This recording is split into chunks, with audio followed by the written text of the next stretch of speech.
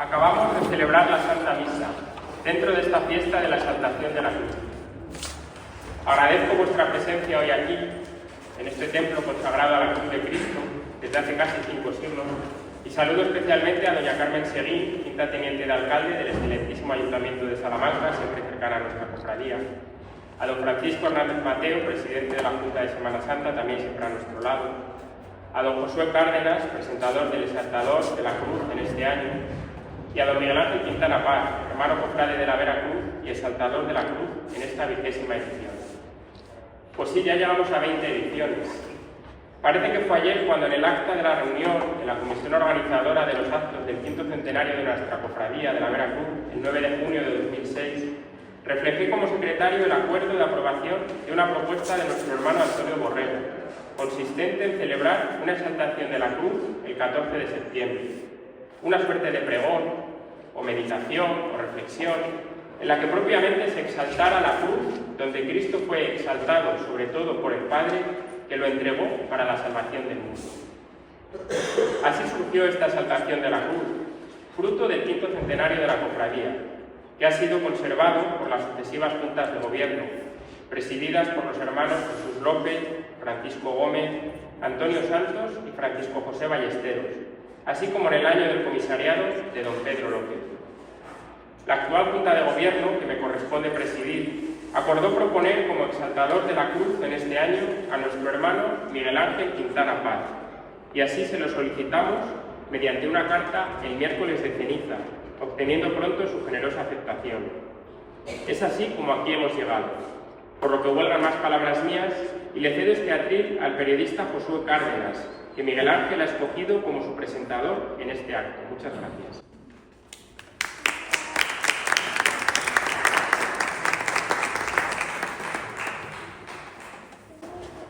Muy buenas a todos, autoridades, personal distinguido, Miguel Ángel, muchísimas gracias. Estoy en mi casa doblemente porque estoy en mi Salamanca y estoy en mi casa porque estoy en la iglesia y es un lugar ideal para pecadores como yo, así que de verdad que vamos a pasar un rato muy agradable.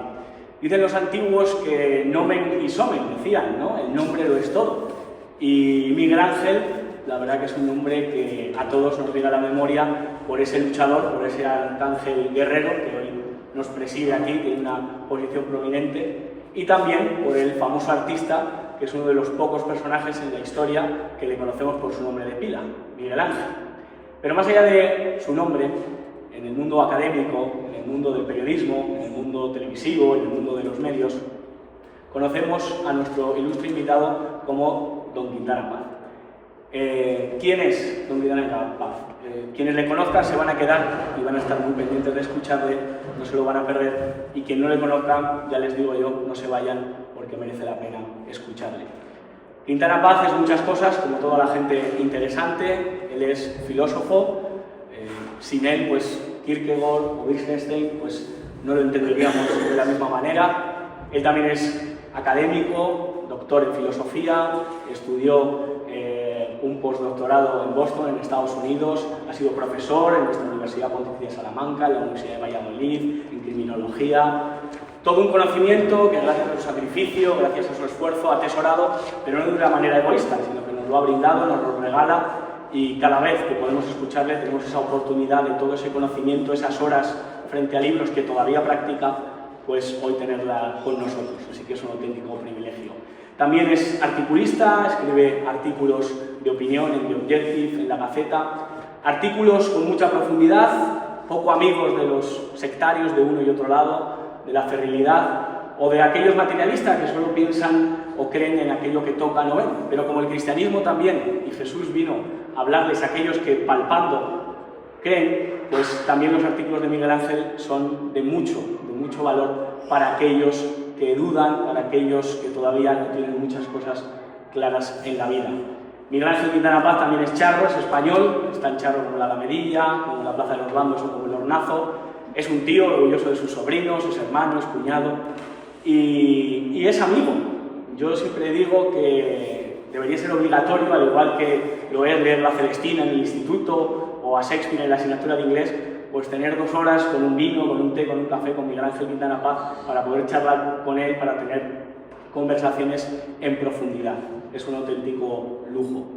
También le pueden ver ustedes en televisión, en programas como El Gato al Agua, le pueden ver también en Big One Media, pueden rastrear sobre él y se van a dar cuenta que merece la pena no solo tomar ese vino, sino estar escuchándolo un buen rato. También es autor de numerosos libros, más de 140 artículos académicos, pero su último, Gente Interesante, cosas que he aprendido de gente interesante, pues les aseguro que, mira que son interesantes las personas de las que habla, pero hoy tenemos el lujazo de estar con una persona interesante como él. Así que si me permiten la broma, no le hagan la cruz y quédense a escuchar. Muchas gracias.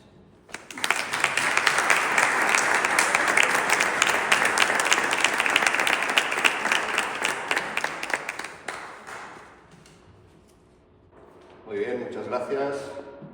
Muchas gracias a todos, gracias Josué por la presentación. Es verdad que últimamente a veces existen ciertas polémicas sobre el currículo y hay que decir que lo que hice en Boston no fue exactamente un doctorado, sino una fellowship, que bueno, es un poco difícil de traducir, o sea que te admito la traducción aunque sea un poco generosa.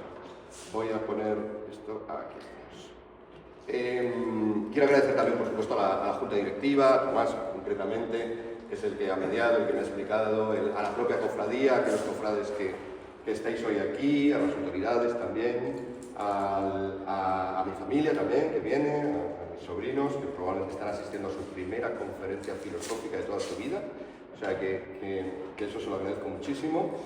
Y en conexión con esto, con estos juegos de palabras que ya también ha avanzado Josué, yo me daba cuenta de que ponernos a hablar aquí de la exaltación de la cruz, alguien como yo, que bueno, se dedica, como ya ha también subrayado Josué, se dedica a la enseñanza y a explicar cosas, y cuando explico cosas me gusta mucho utilizar muchos ejemplos concretos, pero me planteaba la posibilidad de una tremenda paradoja, que sería que esta charla, este pregón, este discurso sobre la exaltación de la cruz, pues si me deslizo hacia el deseo de no solo hacerlo teórico, sino también práctico, y someterles a ustedes a una cruz de discurso, pues desde luego no sería muy agradable. Voy a intentar que sea leve el discurso, aunque el asunto del cual hablamos, la cruz, desde luego no lo es, ¿no?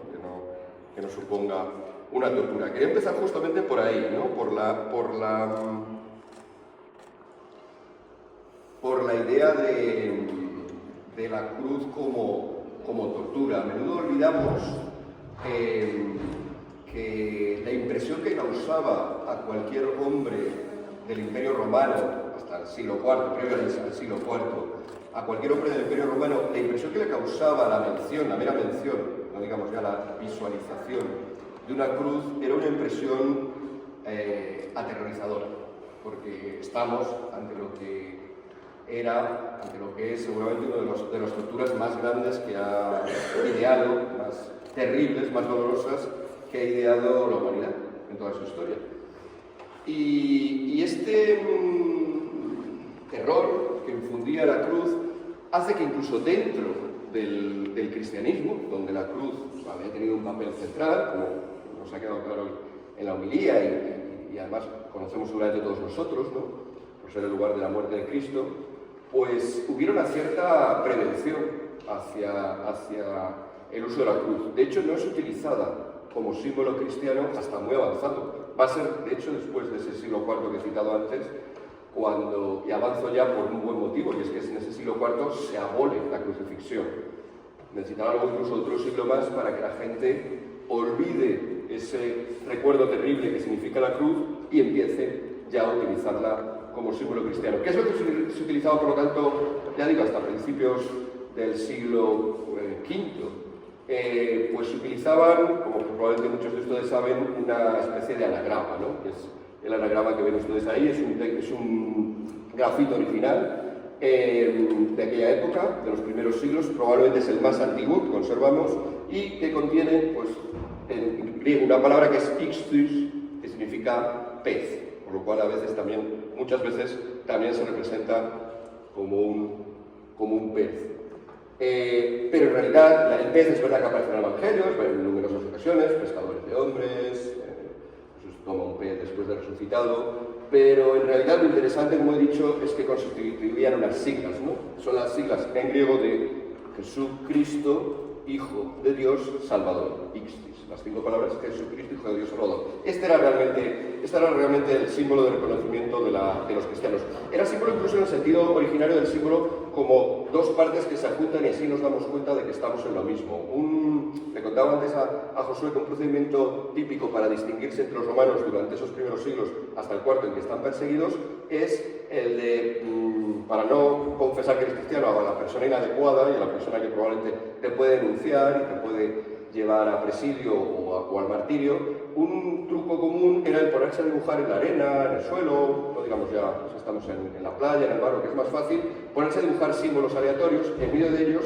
hacer la mitad del pez que ven a la derecha, solamente la mitad de abajo o de arriba, ¿no? Solamente una curva así. Si la otra persona con la que estabas hablando se daba cuenta de eso y completaba el pez, era un truco para reconocer a este otro también es cristiano, ¿no? Pero como ven, incluso un símbolo como este, pues exigía ese tipo de precauciones.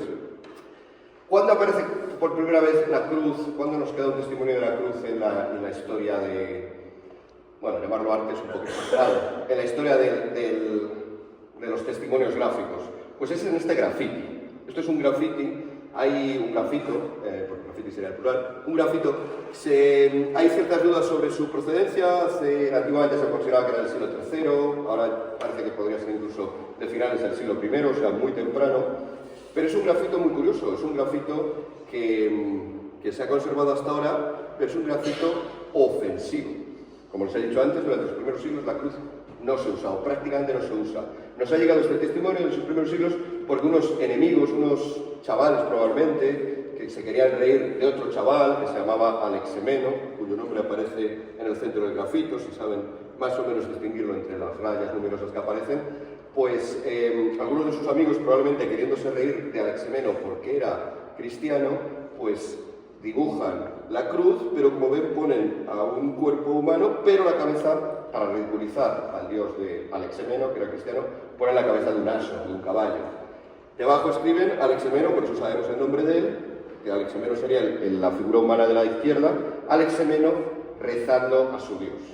Se está usando la cruz, pero se está usando la cruz para reírse del cristiano. Y poca cosa más tenemos. Hay algunas representaciones en algunas gemas que incluso es dudoso que sean estrictamente cristianas, porque contienen la cruz y los 12 apóstoles, y como todos sabemos, en el Calvario no estaban los 12 apóstoles, ni 11 ni 10, sino que estaba solamente uno de ellos.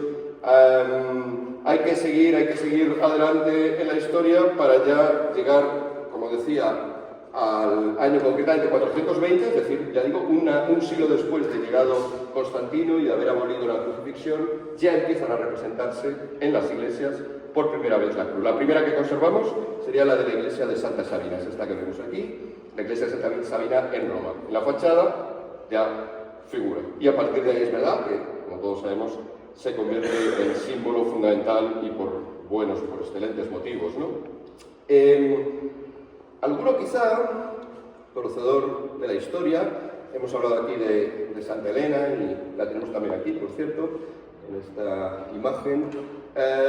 Alguno quizá piense, bueno, pero ha saltado un momento fundamental de la cristiandad, que es el momento en el cual Constantino, cuando va a dar la batalla, cuando todavía no es emperador, y va a dar la última batalla para coronarse como tal y entrar en Roma a través del puente Milvio, ¿no? Pues se dice que, reunido con sus tropas, en un momento determinado en esa preparación y en esa oración que hacía antes de entrar, recibe una iluminación en el cielo. La representa este cuadro muy posterior, lógicamente, y si ven arriba, pues aparece una cruz. Porque, al parecer, lo que narra la historia es que mira al cielo, ve una cruz y dice, la cruz dice in hoc signo vinces, en latín, que significa con este signo o en este signo vencerás. Constantino estaba cerca del cristianismo, su madre Santa Elena, como he dicho, ya lo era, ya era cristiana, pero él estaba planteándose, de hecho no se bautizará hasta poco antes de morir, y este signo, pues lo ve como una señal, efectivamente luego vence, y lo ve como una señal de que tiene que seguir adelante. ¿Qué es lo que ocurre? Que me he saltado esta aparición de la cruz, no realmente En realidad, cuadros como el que he mostrado a la izquierda yerran la representación. Lo que vio Constantino no fue una cruz, ni siquiera aquí aparece la cruz, ni siquiera la visión que tuvo es capaz de soportarse la visión de ese instrumento de tortura, porque lo que apareció seguramente pues sería este otro signo, también bien conocido por todos nosotros, seguramente contiene la G y la Rho, dos letras griegas de Christos, el principio de la palabra Christos, de la palabra Cristo, sería realmente ese, el alfa y el omega, por supuesto, que también tenemos aquí, que representan a Cristo, son símbolos que representan a Cristo, pero de nuevo evitando la cruz. Esto no significa que su madre, como ya hemos citado también aquí, su madre Santa Elena la evitara. De hecho, es patrona de los arqueólogos, Santa Elena, entre otras cosas, o fundamentalmente, porque viaja hasta Jerusalén, muy poquito después, la batalla del Puente Milvio es del 323. Pues muy poquito después, ya en el 26, Santa Elena viaja hacia la Tierra Santa, localiza el Monte Calvario, se pone aquí, bueno, destruye un templo de Venus que había allí y se pone a excavar hasta que encuentra tres cruces, las dos cruces de los dos ladrones y la cruz de Cristo.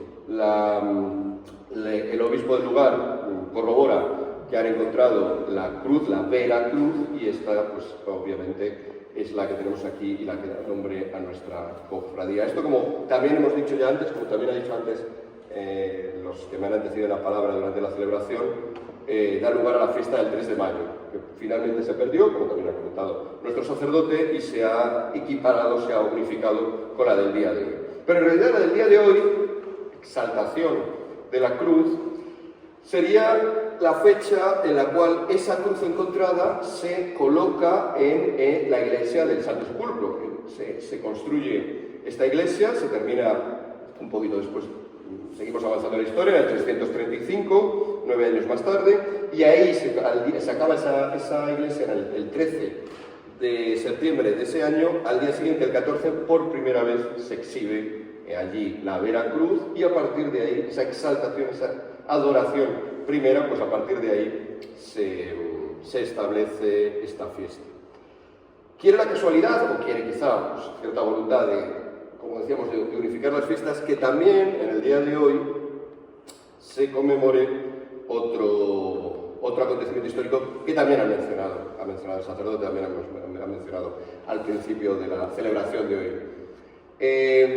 La Veracruz se reparte en algunos trozos por toda la cristiandad de ella, algunas reliquias.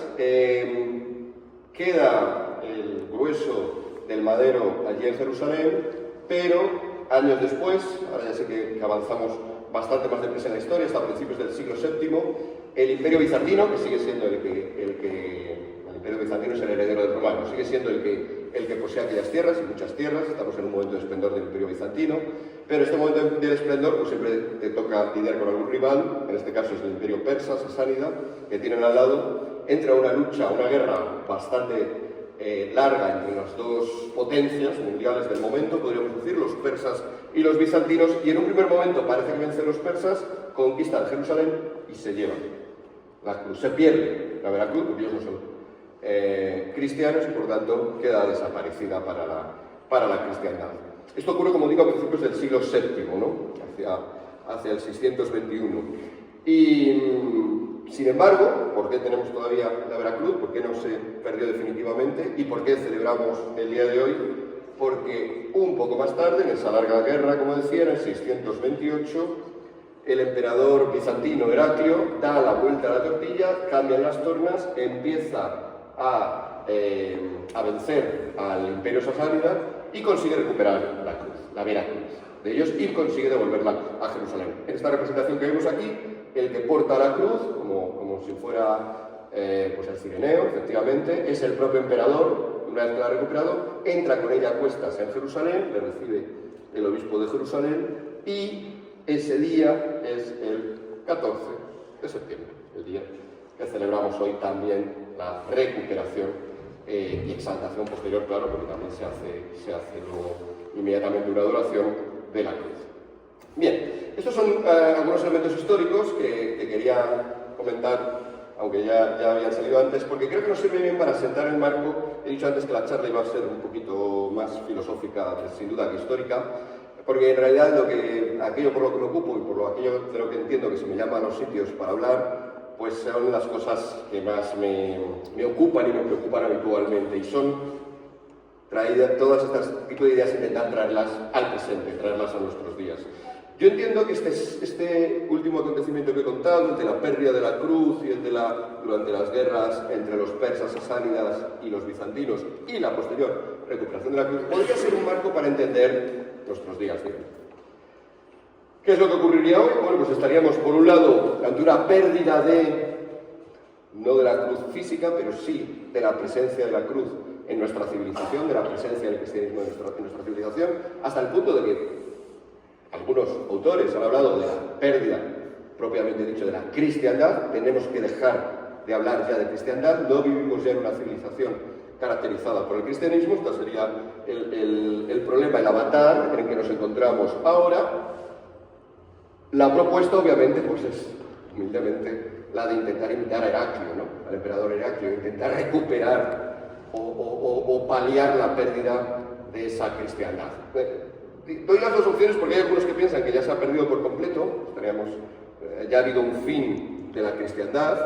La autora paradigmática de esta tesis es esta filósofa francesa, Chantal del Sol, que defiende en este libro, que por desgracia no se ha traducido todavía al castellano, La fin de la chrétienté, el final de la cristiandad.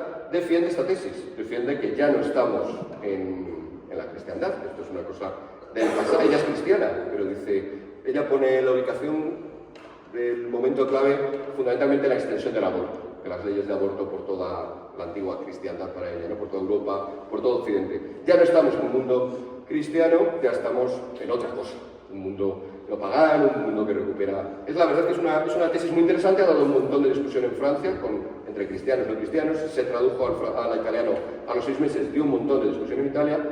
Como ya digo, aquí en España no se ha traducido, algunos intentamos hablar de este tema, pero estamos esperando una traducción que seguramente reavivará la discusión.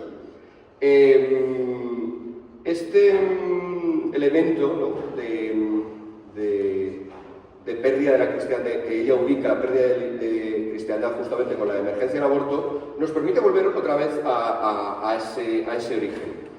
El origen de la cristiandad. Nuestra civilización, como hemos dicho y como todos sabemos, el cristianismo durante los 3 primeros siglos es una religión perseguida y por tanto no vive en una civilización cristiana, vive en la civilización romana. Siglo I, el siglo II, siglo III son siglos de imperio romano y de paganismo, donde el cristianismo nunca llega ni siquiera en el periodo final. Cuando llega Constantino no supera el 25% de la población. Es verdad que ha ocupado sobre todo en las ciudades, que es la parte más influyente.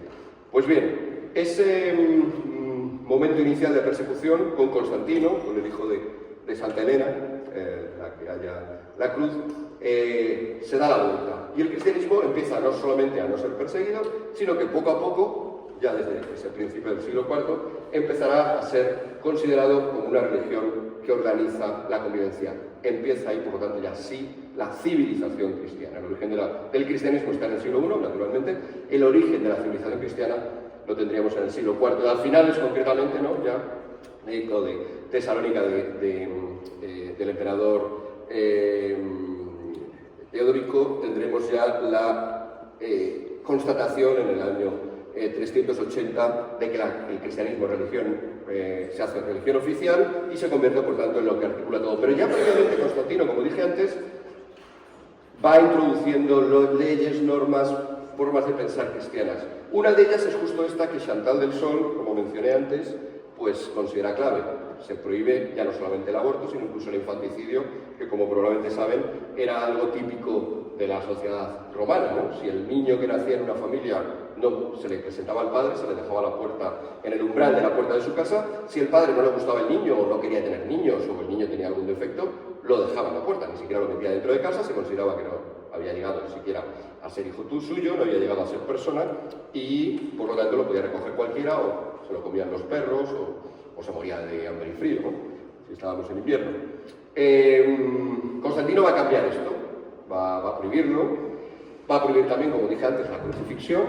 La crucifixión deja de ser la pena capital, deja de aplicarse por ese método, como dije, por lo tanto ya empezará ya puede empezar a utilizarse, se empezará a utilizar un siglo después ese símbolo, y un montón de cambios radicales más que empiezan a percibir eso, que estamos en una civilización cristiana. Como digo, Chantal del Sol piensa que ha terminado. Yo soy un poco menos, debo confesar que soy un poco menos pesimista que ella. Yo no creo que haya terminado, pero sí que es verdad que no goza de una excelente salud en nuestros días, o sea que la batalla que decía antes pues puede en todo caso entablarse, ya sea para la plena recuperación de la cruz, como dice Heraclio, ya sea simplemente para recuperar buenas partes de la cruz que se han ido perdiendo, ¿no? Aunque nos queden algunos restos. ¿Cómo sería qué es lo que se ha perdido y qué es lo que se debe recuperar? Bueno, pues esta es ya la parte a la cual me gustaría referirme ahora. Tendríamos en primer lugar, creo que es fundamental entender que esta civilización de la cruz, esta civilización cristiana que empieza en ese siglo, en el siglo IV, es una civilización que, apoyada en este texto del Evangelio, como aquí yo soy el camino, la verdad y la vida también apareció antes, es una civilización que apuesta potentemente, nuestra civilización o lo que nos queda de ella, por la noción de verdad. Cree que es una civilización, somos los herederos del cristianismo, ya sea herederos activos o herederos simplemente de casualidad, somos fundamentalmente una civilización que piensa que la verdad es buena. Esto no está necesariamente dado, que investigar la verdad es bueno, que existe la verdad, por tanto, si vamos a investigarla o vamos a defenderla es porque creemos en la verdad, ¿no? Y esta idea ni siquiera, en un inicio, no es ni siquiera del todo clara en el propio cristianismo, ¿no? Por supuesto, la idea de verdad sí, la idea de que Cristo es la verdad sí, pero la idea de que la verdad se expande en general a todo aquello que llamamos verdad, y que la verdad que nos importa es también, por ejemplo, la verdad sobre el mundo físico, la verdad sobre lo que hoy llamaríamos ciencia, que importa la ciencia, que importa el saber, que no todo vale igual, que hay verdades, si hay verdades siempre hay mentiras, o al menos falsedades, y que las falsedades están mal y deben ser combatidas, que no todo depende de las opiniones, como me gusta a veces llamarlas, las opinioncitas, ¿no? Todo este tipo esta defensa que había sido vibrante en el mundo griego, especialmente a partir de Sócrates, Platón, por supuesto también Aristóteles, ¿no? Esta idea, este desprecio hacia las opiniones es típicamente platónico, y esa insistencia en que solo debe importarnos la verdad, eso que estaba ahí, que estaba en ese mundo griego, que también estaba confluyendo en el mundo romano, en el mundo del origen del cristianismo, no todos los cristianos lo ven así al principio. No lo ven como compatible con la verdad que es Cristo, verdad, camino y vida, como he dicho antes. Y de hecho hay cristianos concretos, autores cristianos todavía hoy muy importantes, he puesto aquí dos, Tarciano es el de la izquierda, más importante todavía Tertuliano, a la derecha, ¿no? Origen del nombre Tertuliano, de que algunos también nos dedicamos a ello. Tertuliano y Tarciano defienden la tesis contraria, defienden que la verdad que trae el cristianismo no tiene nada que ver con la verdad de los griegos. No tiene nada que ver con la racionalidad griega, no tiene nada que ver con el logos griego. Esto nos puede resultar extraño porque, entre otras cosas, porque a muchos en cuanto que pronuncian la palabra logos, seguramente les habrá resonado el principio del Evangelio de San Juan, que comienza afirmando que en el principio era la palabra, decimos en castellano como traducción, en el principio era el verbo, la palabra griega en el principio era el logos, el principio era la razón, era la razón que da sentido a todo, el orden que fundamenta todo. Una noción, logos, bueno, pues fundamentalmente griega, pero que desde estos autores, avanzo ya de perdedores, son los que pierden la polémica, Tarciano, Tertuliano y algún otro también, estos no tienen ese logos, esa manera de razonar que tienen los griegos, los científicos, los filósofos, los físicos, no tiene nada que ver con la verdad cristiana, y por lo tanto la verdad cristiana va por otra vía, de la inspiración, de la fe, que se separa. Frente a ellos, frente a estos dos, tenemos muchos, claro, porque va a ser al final la opción triunfadora, pero en los primeros siglos tenemos concretamente, por destacar a los principales, ya en el siglo I, II, a Justino Mártir, le llamamos Justino Mártir, porque fue mártir, seguramente hubiera preferido ser llamado Justino el filósofo. Tenemos también debajo colocado a Clemente de Alejandría y a Orígenes, fundamentalmente, el que está en la imagen más grande. Ellos tres adoptan la posición contraria, que va a ser finalmente la triunfadora, y es que para el cristianismo es fundamental meterse en el asunto de la verdad, dar importancia a la verdad, dar importancia al intercambio de razones para encontrar la verdad, dar importancia, por tanto, a la teología. Orígenes seguramente es el primer teólogo sistemático, aunque los otros dos ya avanzan en ese terreno. Justino, por ejemplo, es muy interesante porque le importa tanto la verdad griega, le importa tanto la verdad, la importancia de la ciencia, del saber, y lo ve tan compatible con el cristianismo que llega a hacer afirmaciones que incluso hoy todavía, Justino, principios del siglo II, incluso hoy todavía nos pueden parecer muy revolucionarias, o sorprendernos, ¿no? Llega a decir que Sócrates, Platón, Aristóteles era peor considerado porque, bueno, tardará, hasta que no llegue Santo Tomás de Aquino no se le verá como compatible con el cristianismo, pero que Sócrates y Platón son receptores de la iluminación divina, tanto como Moisés, o como Abraham, o como cualquiera de las figuras del Antiguo Testamento. Son de alguna manera también santos, son portadores del Logos, como hemos dicho. Entonces está el Logos que viene del pueblo judío, está el Logos que viene del pueblo griego y los coloca a la misma altura, ¿no? Por supuesto, ambos, el griego y el judío, confluyen en Jesús, que es el que les da plenitud, porque el mismo lo es, el mismo es Logos, pero el antecedente viene de los dos lados.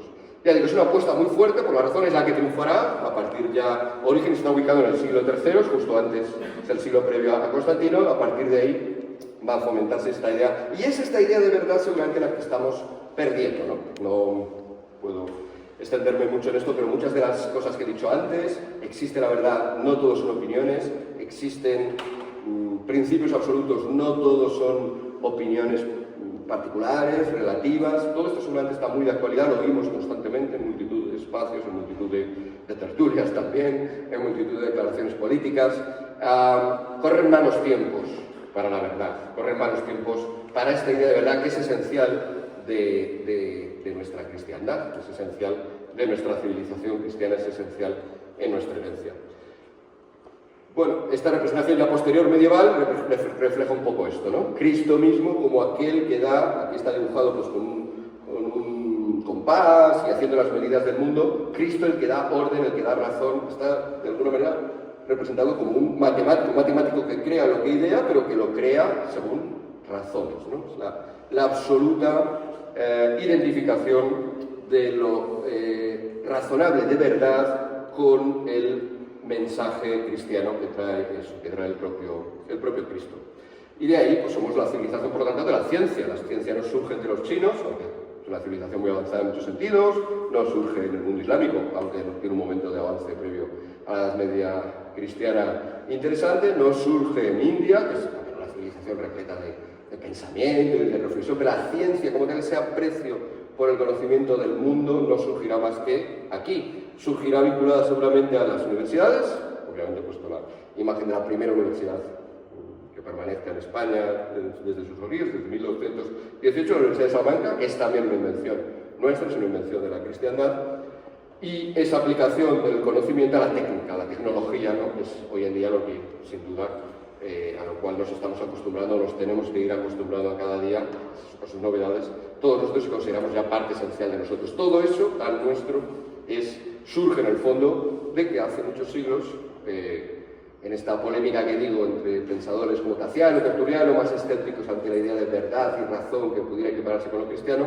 fueron los perdedores y vencieron. Justino venció, Clemente de Alejandría venció Orígenes.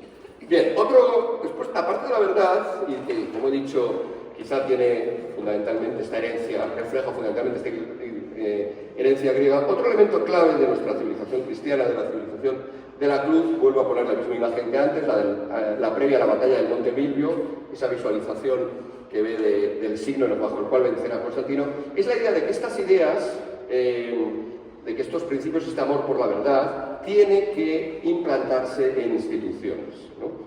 Las universidades, que he hablado antes de ellas, pero como marco general estas ideas no pueden quedarse simplemente en conciliábulos de filósofos que caminan por la tierra, o no pueden, que caminan por el campo o por la ciudad, no puede quedarse solamente en algo que se trabaja en seminarios ocultos de una universidad o de una institución cualquiera, sino que tiene que ser implantado, como he dicho antes, institucionalmente, en la política, en las leyes, en nuestros principios. Esto es lo que hace, por eso le traigo aquí, otra vez Constantino, como he dicho, ¿no? Constantino, seguramente en el cristianismo ya estaba seguro, en la Didache ya aparece, estaba muy claro que el aborto estaba mal, pero hacía falta que llegara alguien y lo implantara por ley.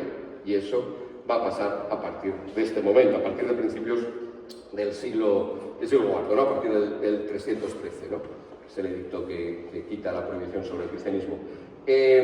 Esto es muy importante y hay que decir, aunque ahora no me puedo meter ahí, que es un momento hoy en día incluso cuestionado, y no cuestionado solamente por anticristianos, sino por cristianos que piensan que el hecho de que a partir de principios del siglo IV, a partir de Constantino, el cristianismo se hiciera poco a poco, con Constantino todavía no, como ya he dicho, se hiciera poco a poco oficial, se hiciera algo, es verdad, ya más fácil de seguir, porque ya no tenías que esconderte por las catacumbas, ni tenías que huir de los emperadores que te perseguían, que eso fue malo. Hay mucha gente que piensa que esto perjudicó al cristianismo porque lo oficializó, lo hizo fácil, se apuntó mucha gente que era dudosa de que fuera cristiano o no, y que además unió al cristianismo con el poder, y el poder ya se sabe que siempre es perversor, pervertidor de todo, y lo ensucia todo.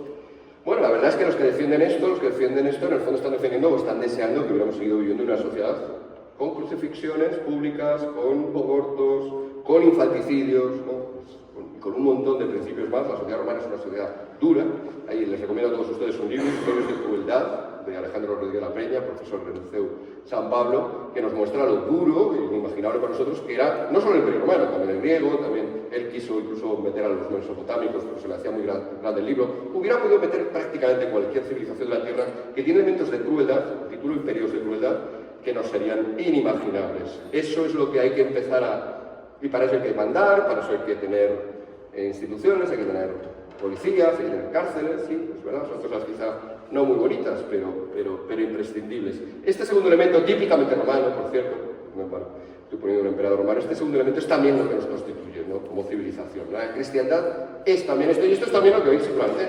Tampoco puedo detenerme mucho, pero seguramente todos ustedes piensan también en ejemplos en los cuales estamos perdiendo esa institucionalidad, estamos perdiendo la seriedad del derecho, estamos perdiendo principios básicos del derecho como la igualdad ante la ley o que alguien no es culpable hasta que no se demuestre lo contrario. Cosas que parecían muy asentadas en nuestras instituciones empiezan a tambalearse porque con la pérdida de la cristiandad, con la pérdida de la cruz implantada de esta forma en nuestra civilización, esto empieza también a vacilar. Y por último voy ya al tercer elemento. Estoy siguiendo, quizá alguien lo haya captado un poco, la trilogía esta típica que se hace para describir nuestra civilización, que es la de Atenas, Roma, Jerusalén, ¿no? Los griegos serían los del logos, los de la razón, Roma serían los de la institución, los del derecho, los de la política, los que implantan las cosas. Pero también está la herencia específicamente bíblica, específicamente jerosolimitana, específicamente judía. La confluencia de todos estos elementos, griego, judío, romano, sería en la cristiandad, que es el mensaje que se refleja de manera excelente en la cruz propiamente dicha, en tanto en cuanto la cruz es, entre otras muchas cosas, la víctima, Jesús, la víctima perfectamente inocente, el único hombre bueno, perfecto, sin ningún tipo de mancha que ha existido en la tierra. ¿Cómo acaba? Torturado. Acaba con el peor de los desprecios. Por lo tanto, es el Cordero puro, ¿no? Que acaba, el Cordero de Dios que acaba sacrificado. Por lo tanto, si incluso el hombre, esto ya estaba, he hablado de la herencia bíblica, y por supuesto esto que voy a decir ahora ya estaba prefigurado de alguna manera en el libro de Job. No llega a los extremos de Jesús, no llega a ser crucificado Job, pero Job es también un hombre razonablemente bueno, no llega al extremo tampoco de ser perfecto, pero razonablemente bueno, que de repente es rico, tiene 10 hijos, tiene un montón de ganado, tiene salud, y de repente lo pierde todo. Pierde la salud, le salen unas llagas purulentas, pierde a todos sus hijos, los 10, pierde sus ganados, pierde su riqueza. Lo único que no pierde es sus 3 amigos y su mujer, pero no le vale mucho porque los 3 amigos y la mujer le acuden hacia él y le dicen: oye, si has perdido todas estas cosas, por algo será. Esta es la clave hacia donde voy.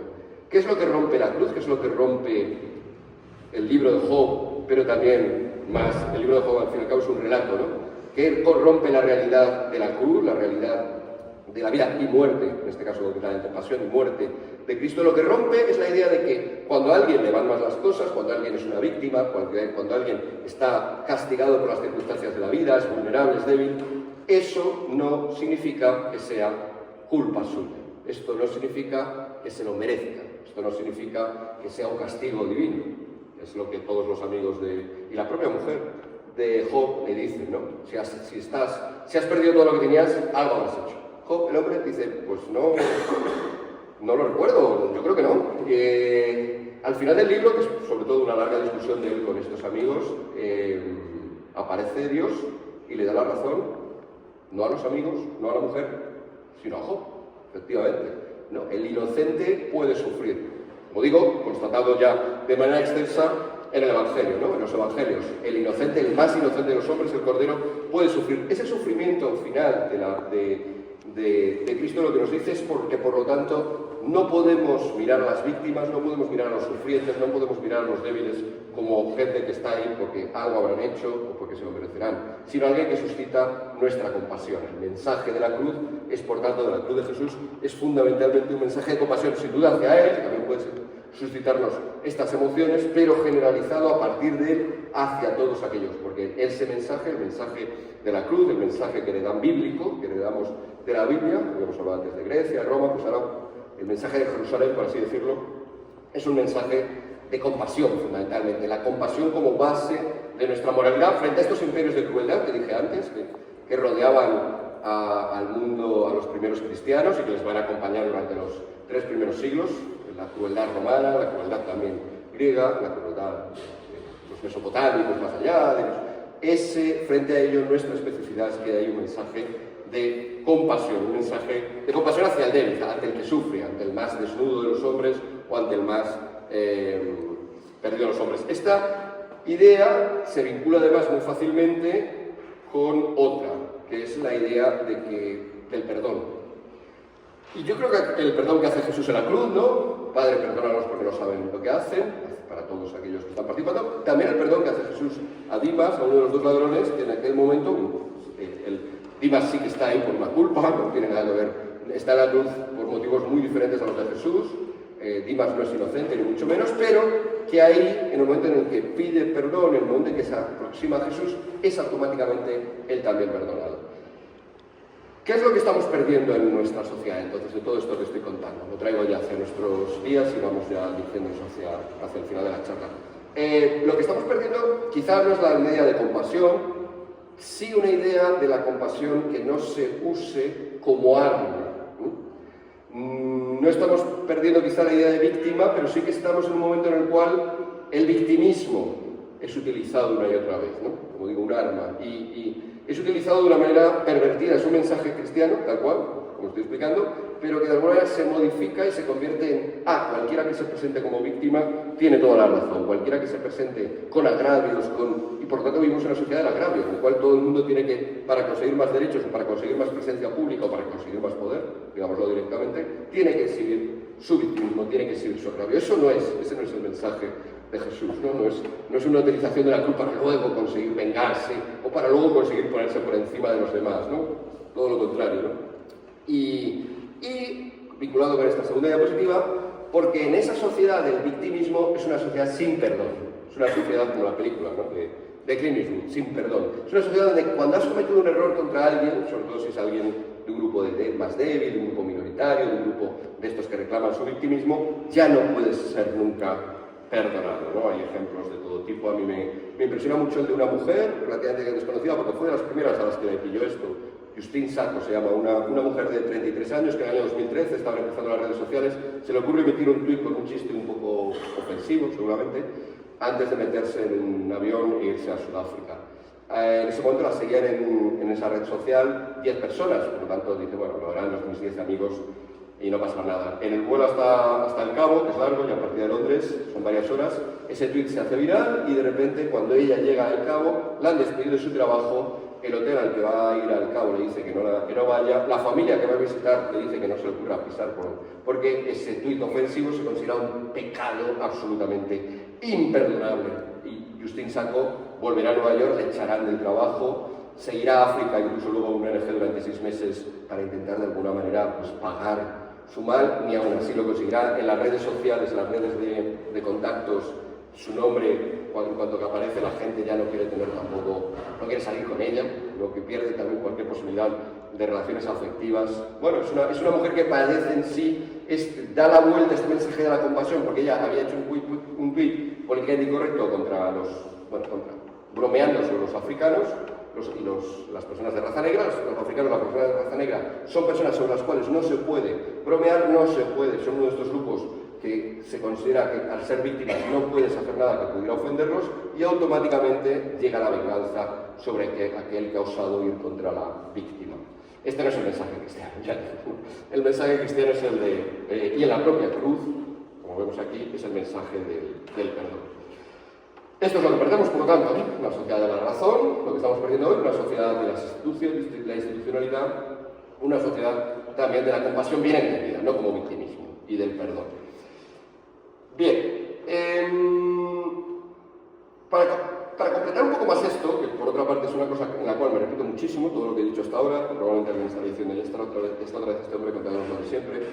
Para ampliar un poco esto y centrarlo más todavía, si es posible, en la cruz, quiero señalar otras 5 notas, son rápidas, 5 notas rápidas más que complementan qué es lo que tendríamos que recuperar en estos momentos en los que estamos, como utilizábamos el símil anterior, en un momento parecido al de Heraclio, ¿no? Parecido al de los bizantinos cuando pierden la cruz y tienen que ir a recuperarla.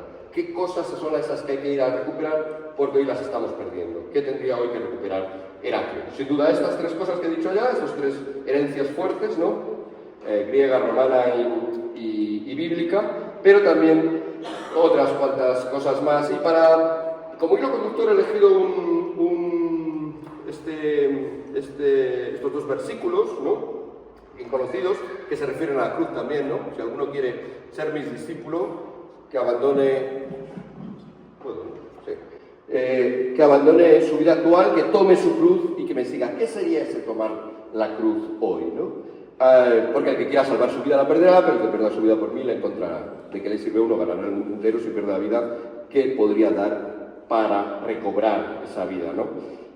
Nos va la vida, nos iría la vida en este tipo de cosas porque ya digo, si no estamos entrando en una civilización que no es una civilización de vida, sino que es una civilización que se caracteriza por eso, por haber recuperado esas formas de muerte según Chantal del Sol. El aborto, la eutanasia, quizá ya el infanticidio, ya se habla incluso de eutanasia para bebés, pero obviamente un bebé no elige. O sea que lo que está es un eufemismo para hablar del infanticidio. Estamos volviendo entonces, estaríamos poco a poco volviendo a ese mundo que parecía que habíamos abandonado, centrado en la vida, la paradoja esta de que la cruz nos da vida gracias a la resurrección. Bueno, pues a partir de ahí y complementándolo con reconozco que voy a sobre todo voy a hacer casi plagio de un sermón de este santo que tenemos aquí, San Teodoro Estudita, que es un santo de finales del siglo VIII, principios del siglo IX. Tiene un sermón justamente sobre la exaltación de la cruz, un sermón de adoración de la cruz, en el cual hace unos símiles que a mí me parecen muy interesantes. Hace unos símiles entre momentos del Antiguo Testamento, momentos en los cuales aparece también, quizá no la cruz tal cual, pero sí la madera, o sí el madero, sí la vara. Ha aparecido hoy también en la misa, en la primera lectura, ¿no? El momento de la serpiente, en que Moisés alza la serpiente en una vara. Bueno, pues la verdad es que no es ese el único momento del Antiguo Testamento que prefigura la cruz del Nuevo Testamento, sino que San Teodoro detecta otros muchos, y uno de ellos sería, por ejemplo, el del arca, ¿no? El arca de Noé, que al fin y al cabo está hecha de madera, y que anticipa la cruz en el sentido de que nos da refugio, nos da vida. El arca salva la vida de un montón de gente, de la familia de Noé, pero me refiero a un montón de especies que están en peligro, conserva la vida y en un momento determinado permite que esa vida luego se expanda. San Teodoro compara esta arca, por ejemplo, por tanto ya con la naturaleza, la creación entera en la cual vivimos. La compara también con nuestras casas, ¿no? Porque es ahí donde se refugia la vida, donde vive, donde habita. Y estas 2 referencias hoy en día se vuelven más que nunca pertinentes. Casa en griego es oikos. De oikos viene economía, sí, pero también economía, pero también oikología, ecología, la naturaleza. Es una preocupación genuina, por lo tanto, por la naturaleza, pero también por la casa, por los vínculos, cosas que hoy tendríamos que recuperar. Y esa recuperación sería fundamentalmente de algo que está en peligro también al perder la cristiandad. Es la pérdida de los vínculos, la pérdida de la importancia de las relaciones humanas. Consideramos al otro como algo que se puede usar, que viene bien, pero que en cuanto que hay dificultades, ha salido también en la homilía, se puede prescindir. Se puede pasar a otra relación, o otros amigos, o otras personas que lo sustituyan, porque hemos perdido esa importancia de los vínculos familiares, nacionales, por supuesto también, y también los vínculos humanos. El segundo símil, voy un poco rápido, pero es el en donde localiza de nuevo San Teodoro la presencia de las varas de madera, del madero de la cruz, es en el sacrificio, al igual que la cruz es un sacrificio, el sacrificio de Isaac, ¿no? Abraham, en el sacrificio de Isaac, coloca, nos dice la narración del Génesis, para hacer el sacrificio, pues sobre unos leños, sobre unas varas de madera, que ya estarían anticipando de alguna manera también a la cruz, como lugar del sacrificio, pero también la cruz como lugar de salvación, porque el carnero que al final va a sustituir a Isaac está también enredado en unas tarjas, en unos maderos, en unas varas que también son madera. La salvación que viene por la cruz también estaría anticipada aquí. ¿Qué es lo que tenemos aquí? ¿Qué aspecto tenemos aquí a recuperar? Bueno, pues yo creo que, aunque estemos más o menos acostumbrados a hablar del sacrificio de Isaac, es ese elemento probablemente que resalta sobre todo Kierkegaard, que citaba antes Josué, es el momento del Dios más incomprensible, del Deus tremendum et fascinans, que decía Rudolf Otto, el Dios tremendo que no se puede comprender. ¿Cómo es posible que Dios le pida a Abraham, que ha estado hasta su ancianidad esperando un hijo, y que no le venía, ¿cómo es posible que luego, cuando ya le ha venido, le pida que lo sacrifique, ¿no? Es un Dios que irrumpe, que resulta sorprendente y aturdidor, ¿no? Y esta capacidad de sorprendernos, esta capacidad de dejar que irrumpa en nuestra sociedad, en nuestra civilización, también, por supuesto, en nuestras vidas, lo sorprendente, lo no planificado, ¿no? Vivimos en una sociedad de la planificación, donde todo tiene que presentarse con sus excels, con sus documentos probatorios, esa capacidad de dejar que lo que absolutamente rompe nuestros esquemas en nuestras vidas y en la sociedad entre otras cosas, el propio Dios, que es en ese sentido lo tremendum et fascinans máximo. Esa es también otra de las cosas que habría que recuperar. He hablado al principio de Chantal del Sol, la filósofa francesa que habla del fin de la cristiandad, para ilustrar este momento, sobre todo porque ya me he prolongado mucho y probablemente algunos de ustedes ya sí que están empezando a padecer la cruz, en este otro sentido, pues se me ha ocurrido pensar en otra pequeña pensadora que tenemos con nosotros, que es mi sobrina Lía, que está ahí sentada, pero a la cual también voy a poner aquí. Y es así porque hablando con ella hace unos días, pues claro, como ejemplo, ¿no?, de esto que digo, de este Dios que irrumpe y de este Dios extraño, nos dábamos cuenta, estábamos contemplando las estrellas en el pueblo en el que tienen una casa, y claro, salía el asunto de qué extraño es que todo lo que hay en las estrellas, de todo lo que está sobre el firmamento, haya llegado a existir, ¿no? Es muy extraño que esté ahí, si nos damos cuenta, pero también es muy extraño y las dos opciones a partir de ahí son igualmente tremendas y fascinantes, ¿no? Son igualmente tremendas y fascinantes, porque tanto si ha sido creado es algo sorprendente que Dios, y es lo que decíamos, ¿no? Es sorprendente que Dios haya creado todo esto, pero si no ha sido creado también es sorprendente. También es sorprendente que por azar algo haya creado. Y estamos, hasta el ateo de alguna manera debe reconocer que vivimos en un mundo absolutamente tremendo y fascinante, y ante esa sorpresa, pues ante eso que nos aturde y eso que nos rompe, es ante lo que deberíamos recapacitar y salir un poco de esta sociedad de la planificación y de la ordenación, incluso ya diríamos a veces incluso de la programación, ¿no? Somos tratados como si fuéramos programas informáticos o robots en la que estamos ahora. Un momento más de aparición de las varas, de la madera, es el momento en el cual, cita San Teodoro, estoy siempre siguiéndole a él, ya saben, es en el momento en el cual Jacob, el patriarca más astuto de todos los que existieron, Jacob tiene un acuerdo con Labán, su tío, en el cual, bueno, pues Labán, que es el poderoso, es el rico, es el que le contrata, es el que tiene poder sobre él, le intenta explotar lo máximo posible, y Jacob se libra de esta explotación con un truco. Llegan a un acuerdo en el cual, por todo el trabajo que hace Jacob, solamente se va a llevar el trabajo de pastor. Como pastor solo se va a llevar de recompensa aquellas ovejas que salgan con la piel rayada, con rayas blancas y motas negras y con mezcla, ¿no? Eso pues ocurría poco, eran muy pocas las que salían así. Pero a Jacob se le ocurre una idea y en el abrevadero, esto no es muy científico, pero según nos lo narra la Biblia, en el abrevadero donde lleva a las ovejas a beber, coloca unas varas. No sé si se ve muy bien aquí, pero hay ubicadas unas varas junto al abrevadero y, según narra la Biblia, esto consigue que cuando luego las ovejas se aparean, las crías sí que salgan con rayas. Ya sabemos que Jacob no solamente fue listo aquí, fue listo también al intercambiar un plato de lentejas por nada más y nada menos que todo, que el patriarcado es la figura fundamentalmente astuta, y yo creo que este es otro elemento que tenemos que tener en cuenta para la recuperación de la cristiandad, ¿no? La astucia, ¿no? Astutos como serpientes y prudentes como palomas. Aparece también en el Evangelio, ¿no? Esta idea de que vivimos en un momento en el cual hace falta esa astucia para enfrentarnos a los retos que tenemos. Y no solamente astucia, sino también, y ahora ya pasamos a otras figuras bíblicas clave, sino que también, desde el punto de vista de Moisés, de nuevo nos encontramos con la vara, con el cayado, con el madero, tanto en la apertura del mar, cuando se escapa de los judíos, tanto en la oración que hace Moisés cuando están luchando los judíos, los hebreos, están luchando contra los amalecitas, están llegando ya a la tierra prometida y van a tener batallas durante mucho tiempo, pero la primera batalla que tienen, y se dan cuenta de que cada vez que Moisés baja los brazos de oración, la batalla la empieza a perder Josué, precisamente, que es el que está luchando, y cuando Moisés alza las manos y las pone en cruz, empiezan a vencer.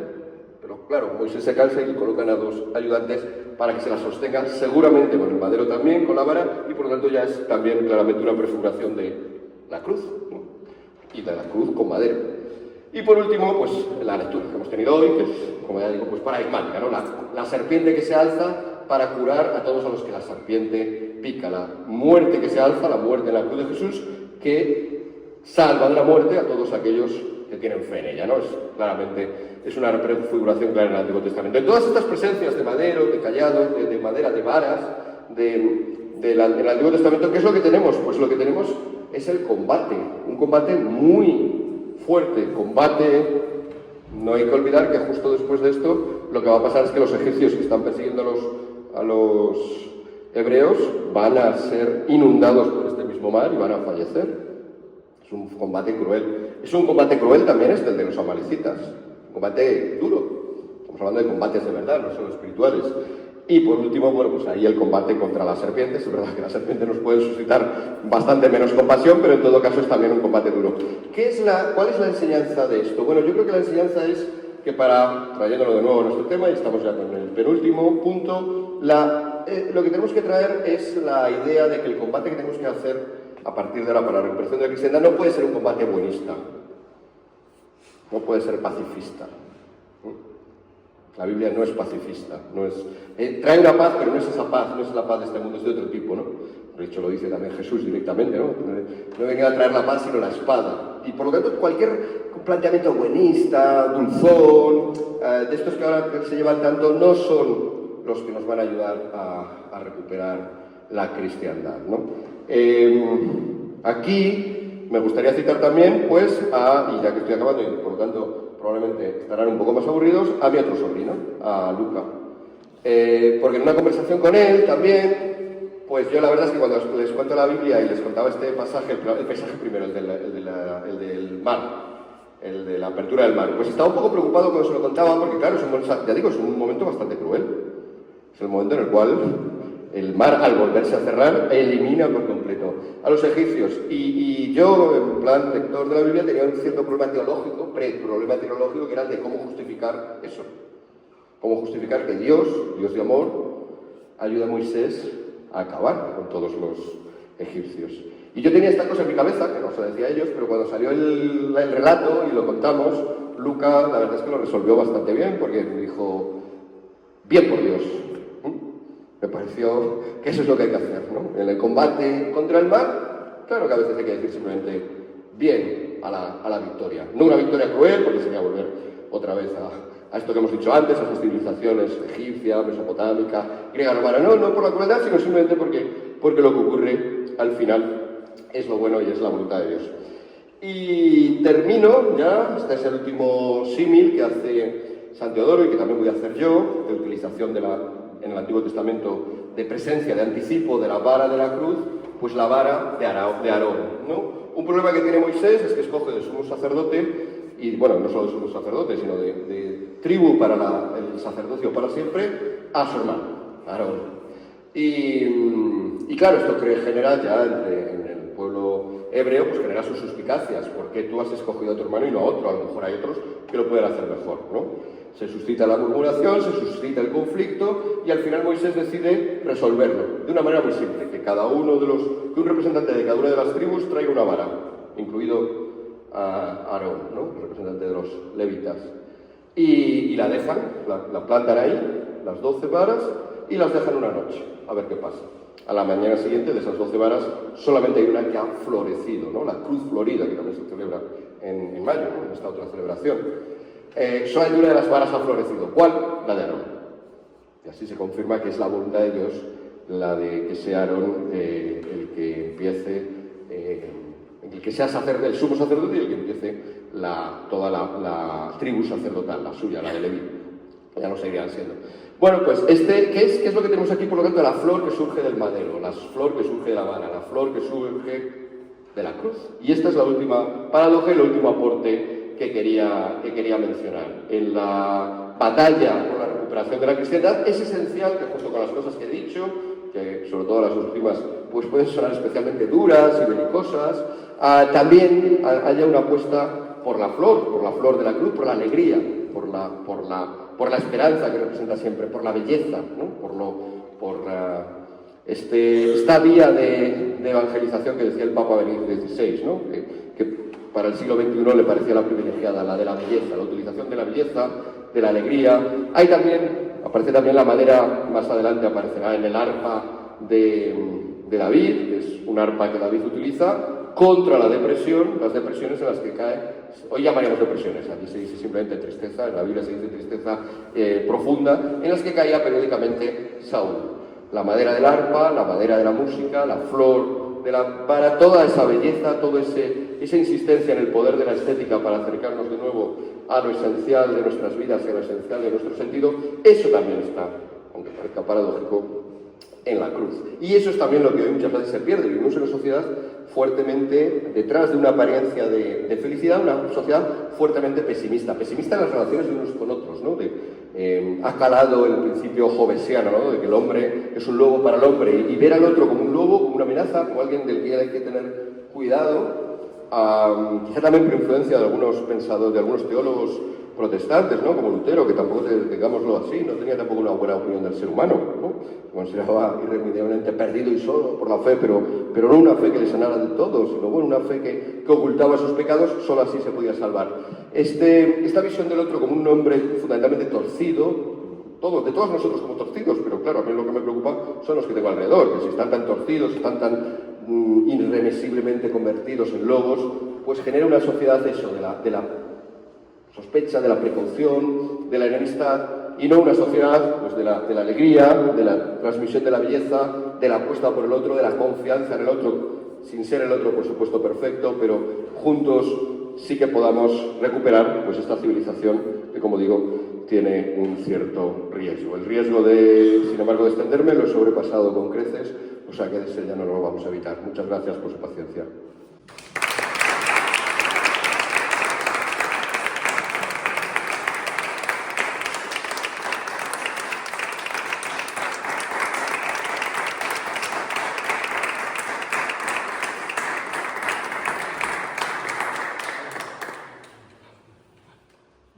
Muchas gracias, Miguel Ángel, por tus palabras, por tu esfuerzo. Creo que la mejor manera de agradecérselo es esforzarnos por difundirlo, que llegue a más personas que las que estamos hoy aquí. Lo haremos a través de los medios que tiene la cofradía y además se corresponde muy bien con el lema que nos dábamos para la portada del boletín de este mes: buscar como Elena la verdad en la cruz. Creo que ese recorrido que nos has hecho pues, va a facilitar esta búsqueda. Y personalmente, para que tengas un recuerdo de este día, creo que hemos acertado por lo que decía antes justo en la presentación. Es una imagen de San Miguel, una fotografía de Andrés Miguel, nuestro patrono, así que me acompañará. Muy bien, muchas gracias.